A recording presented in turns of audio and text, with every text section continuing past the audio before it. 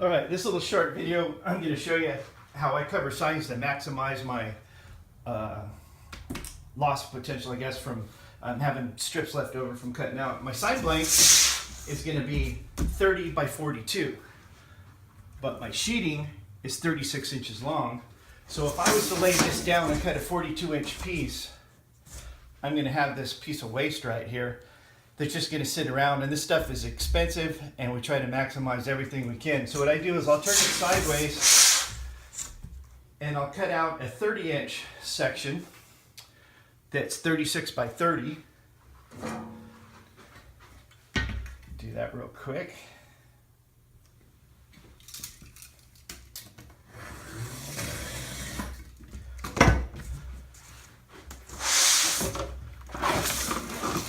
Okay, so now I'm going to end up short, obviously, that little bit. So what I've done on several signs that I've making is I cut an extra panel and I have a scrap piece, and I just go ahead and use the factory seams, and I just go ahead and I butt that up. There's kind of a little trick that I use to butt it up so that you can't find the line at all. I'll show you how I do that. I'm going to flip it over on the other side. And I'm going to take my seams, butt them up together. If you use the factory seams, you'll virtually, your line will turn invisible. What I do is I just scotch tape these up a little bit to kind of hold it together, making sure that I keep all the lines really consistent, really tight. So now when I turn it over, it's not going to fall apart on me. So now I have a really tight seam butted up here. You won't be able to tell it on the sign. It'll just look like a little factory line that they have in some of these. And then what I do is I take a piece of shipping tape. I guess it's, I don't know what size this is. It's almost 2 inches wide. Anyways, what I'll do is I'll put a piece of tape over that seam.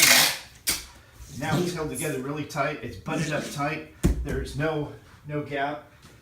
And it'll just show up as a little line on the thing, which looks just like a factory line. Now I have a piece that's oversized, and I can just lay my metal on it.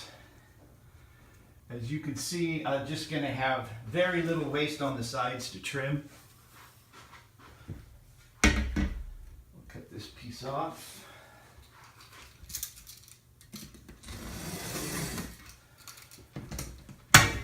I'm going to go ahead and save this panel for the next sign. I've got 4 signs to make, and this will come out just right. So now, here's my 30 by 42-inch panel.